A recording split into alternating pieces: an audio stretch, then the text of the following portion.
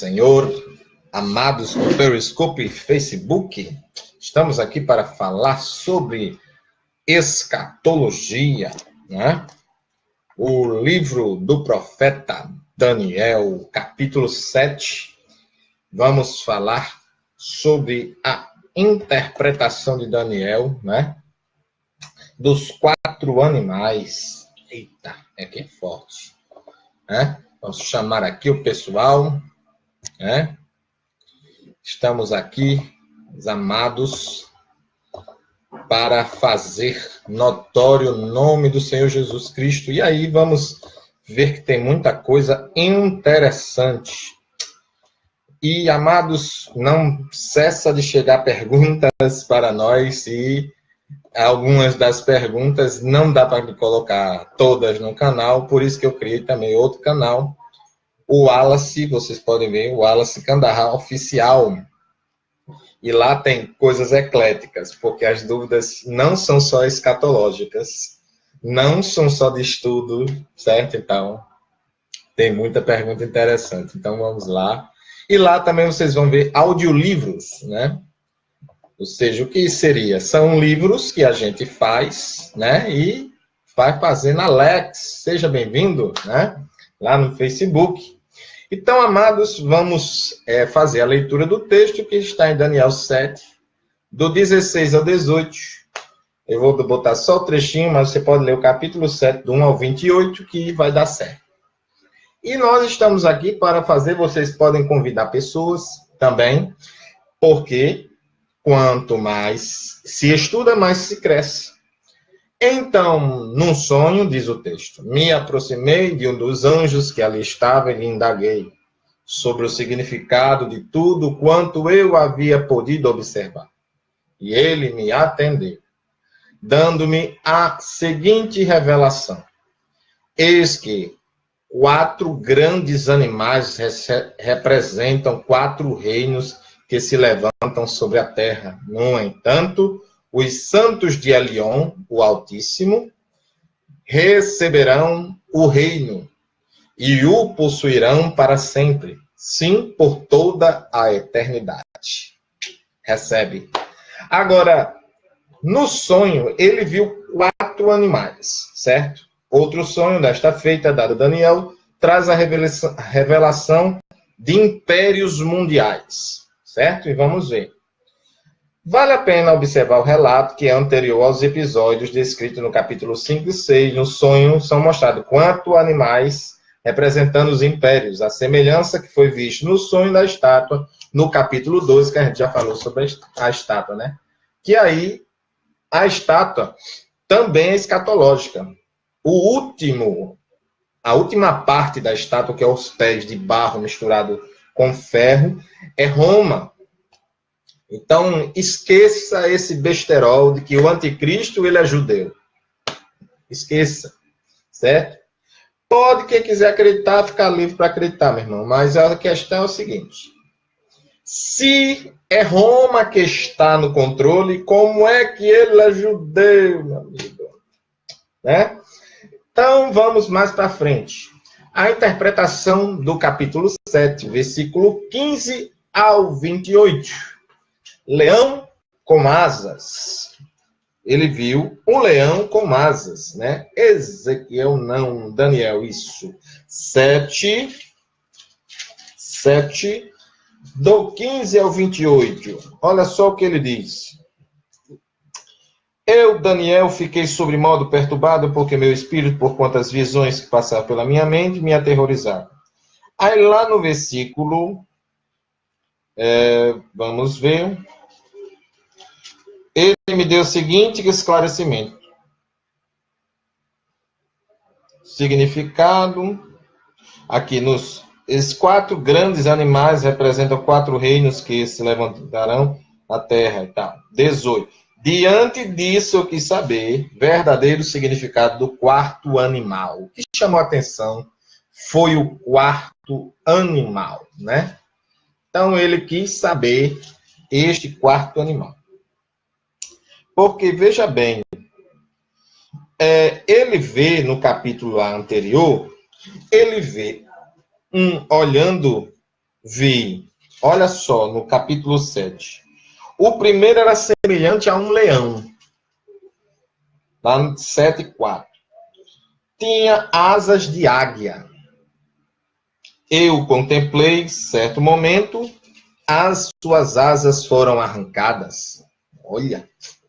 E ele foi erguido no chão, firmou-se sobre 2 pés, somente como um ser humano, e recebeu um coração de homem. Olha só. Continuei olhando, vi o segundo animal, parecido com um grande urso. Ergueu-se no lado, tendo na boca 3 costelas entre os dentes, e eis que foi-lhe ordenado: levanta-te, pois, e devora as carnes das multidões.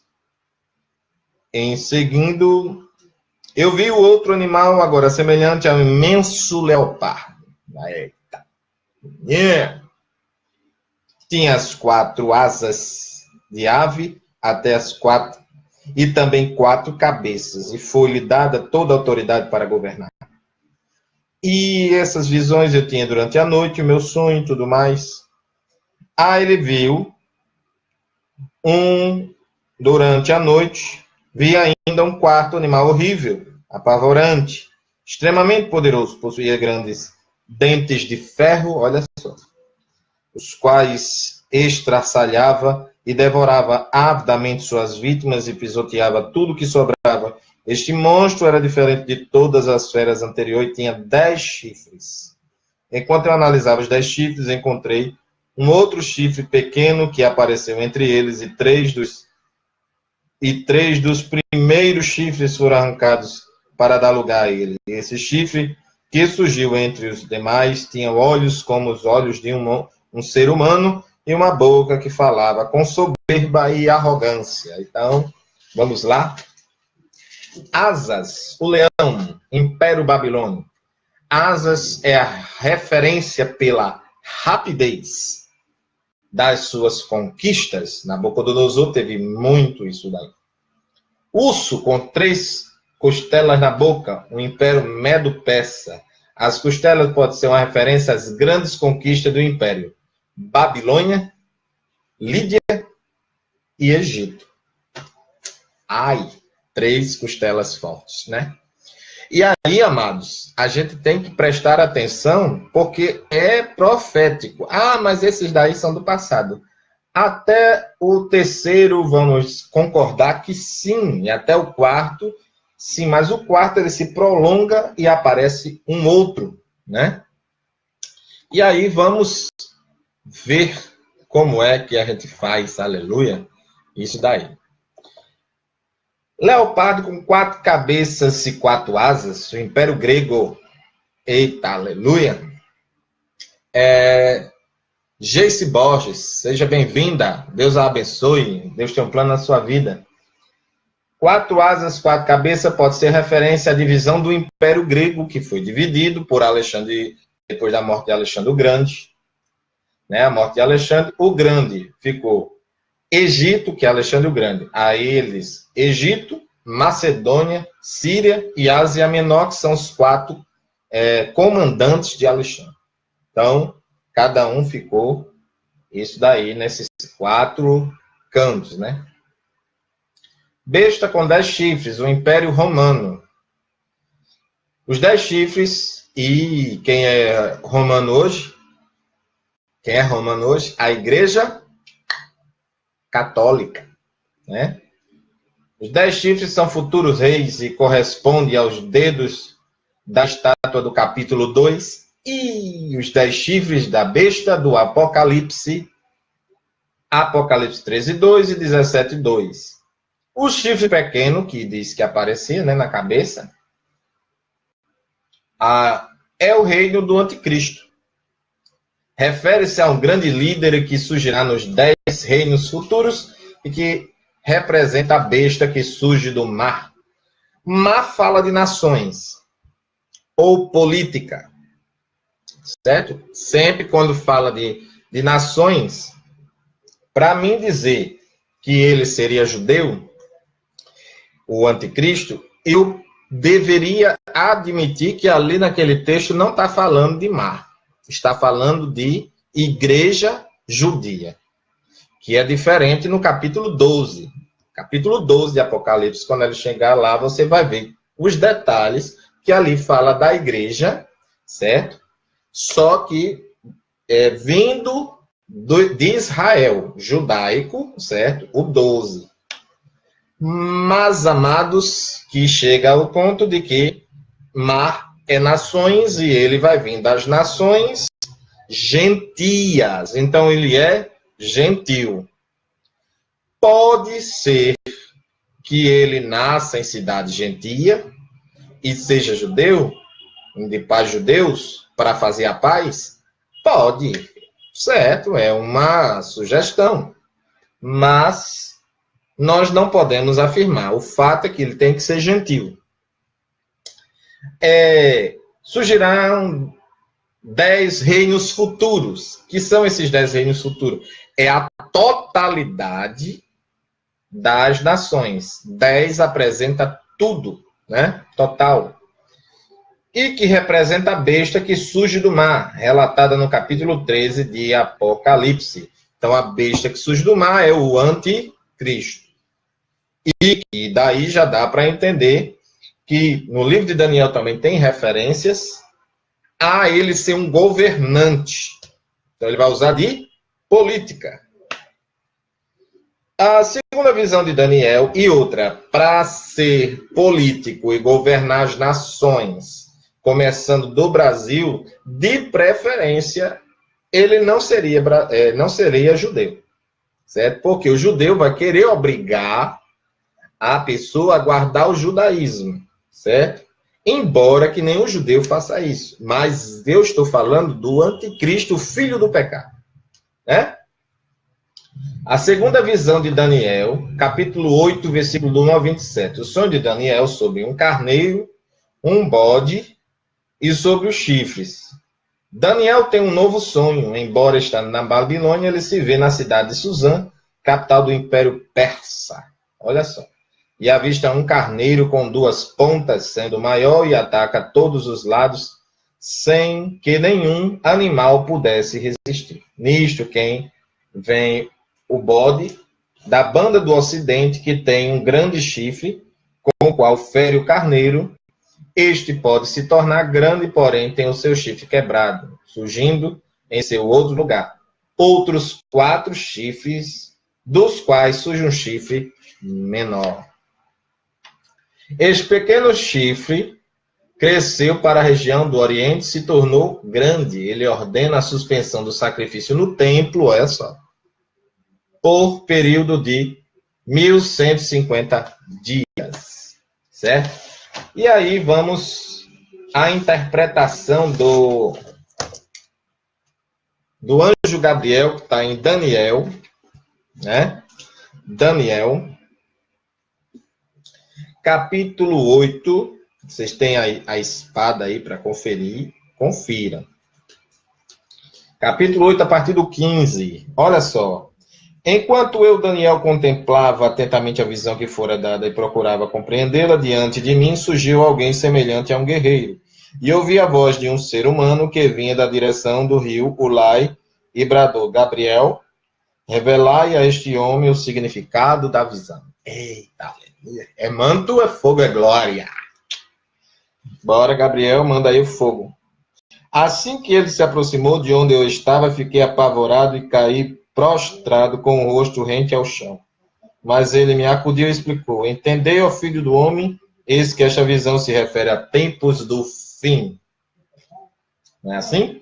Aí, olha só, quem dá a interpretação é o Gabriel. Ele diz, olha, o carneiro de 2 pontas é o Império Medo-Persa.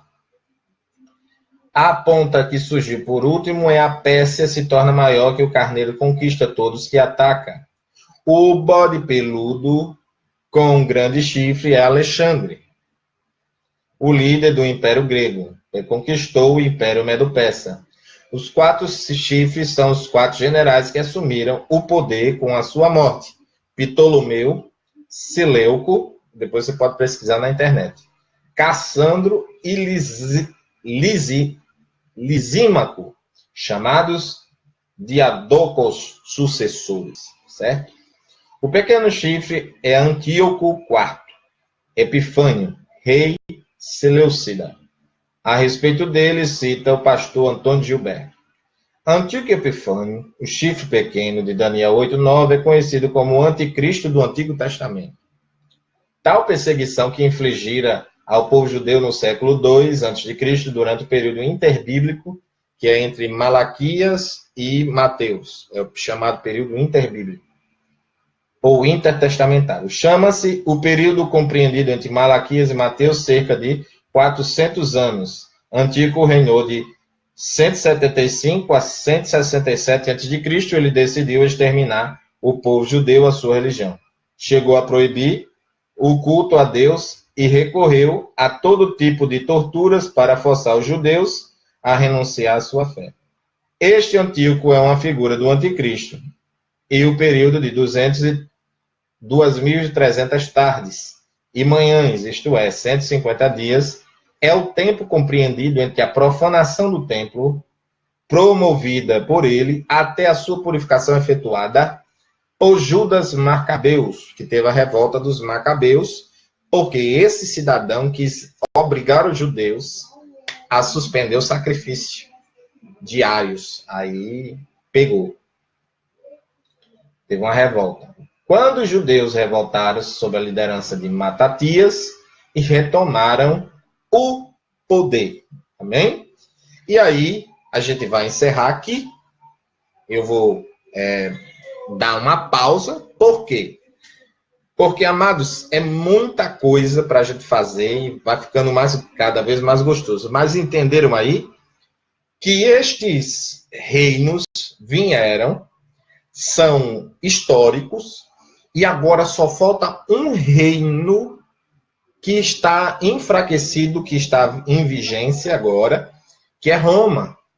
Ele é aos pés da estátua de Nabucodonosor, metade de barro, metade de ferro. Ele está enfraquecido, ele está dividido. Só que vai vir um outro, com dentes de ferro, que mostra poder. Então entenda que estamos na última hora. E que não é para você pensar em se preparar, é já para estar pronto. Porque há de vir o assolador antes que venha o arrebatamento da igreja. Não estou falando, e aqui diante de Deus estou falando a verdade. Eu não acredito em pessoas, e não dou o menor crédito a pessoas, que diga que não acredita no arrebatamento. Quando eles dizem, eu não acredito em arrebatamento, eu tiro a inscrição na hora. Sabe por quê, amados? Porque eu tenho fé na Bíblia que realmente vai acontecer o arrebatamento. Mas antes disso, a Bíblia fala que o anticristo tem que ser manifestado claramente, que é alguém que vai trazer as propostas de conserto, e tudo os planos dele vai ser baseado no que as profecias já falam sobre ele. Então, ele vai querer uma religião mundial. Ele vai querer ser adorado como Deus, mas não é no início. Então, assim que vier a apostasia, e o filho do pecado, ainda está muito pouca apostasia. O ódio tem que crescer ainda mais. Então, o que eu estou propagando aqui é a verdade. Por causa do pecado diário de muitas pessoas que se esqueceram de Deus e não querem saber disso, por isso que existem essas profecias chamadas o amor de muitos se esfriará. O que eu ensino aqui a vocês é, você seja a diferença. Vá para o céu de glória. Amém? E que você espalhe, divulgue estes vídeos que eu estou fazendo. Vai estar no YouTube, que eu vou colocar lá fora também, e que para que você entenda que isto é sério, sinais já está acontecendo. Você veja que presidentes estão declarando ser o quê, irmão? Presidentes de outros países estão cedendo a quem? A cristãos. Amados, eles estão preocupados em convencer o crente. Sabe por quê? Porque é a única religião que vai se opor a esse negócio de união de religiões numa só, porque Deus é um só e tal. Isso é conversa fiada. Deus é um só? É. Porém, nas religiões, as interpretações são totalmente diferentes. Tem religião que vai dizer o sono da alma, eles morreram, estão dormindo. E você vai concordar? Não, amado. Mesmo porque se eles admitirem a mentira, vai dar um processo tão grande, porque lá atrás eles marcaram a vinda de Jesus, se eu não me engano, umas 3 vezes. Umas 3 vezes. Só o início, o fundador, ele marcou 2, se eu não me engano. Ainda teve a sucessora, chamada de Espírito de Profecia, que não é ela, é o Espírito Santo. Dizendo-se ser o arcanjo Gabriel e tal. E diz, eu estou falando a verdade. A história não mente. O arrebatamento pré-tribulacionista, eles falam de um jeito como se o arrebatamento fosse, sabe o quê? Fosse em segredo. Aí fala, arrebatamento secreto. Menina, se fosse secreto, não ia ter tanta gente aperreada, né? Pré-tribulacionista quer dizer que vai acontecer antes da grande tribulação e que vai se dar em 2 fases visíveis. Mas quer dizer que a primeira, a igreja vai ouvir. Mas vai ser visível. Tem nada de secreto. Ah, se fosse secreto, como é que as pessoas iam se arrepender? Aí Jesus volta com os seus santos em glória, a gente para julgar até os anjos. Nação eleita, propriedade exclusiva de Deus, é nesta hora. Aí 1000 anos a gente reinando com Jesus sentado, ele sentado no trono e a gente servindo ele. Como governantes, como pessoas de confiança dele. E quem for ser rebelde nesta época, simplesmente vai ter o livre-arbítrio. Beleza, eu não vou dar oferta a Jesus e acabou-se. Simplesmente não colhe nada. Passa fome. E isso é secreto de onde, amado? Mas eles que falam mentiras estão falando, meu amigo. Por isso que eu digo, você tem que afirmar sua convicção. Você crê em Jesus Cristo, diga eu creio. Você crê que você tem que ser hétero, diga que eu sou hétero e acabou, se afirme suas convicções. Faça como algumas pessoas estão fazendo, eu vou falar a verdade, doa quem doer. Entendeu, amados? Agora, seja pela família. Sempre pela família. Sendo crente ou não sendo crente. Faça como pais que agora estão dizendo, que é isso? Que tipo de família antiga é essa? Como assim família antiga? Se nós somos a maioria. E aí, amados? E aí? Vocês vão ficar calados mesmo? Ou vão usar as redes sociais para afirmar sua verdade? Sua verdade que eu falo é suas convicções, que está aqui. Tenha opinião, porque sabe o que querem? Calar sua boca. E você tem que abrir a boca e falar a verdade. Ah, mas fulano não está gostando? Não interessa. Pergunte-se a si mesmo. O que eu vou falar aqui neste vídeo, Deus concorda?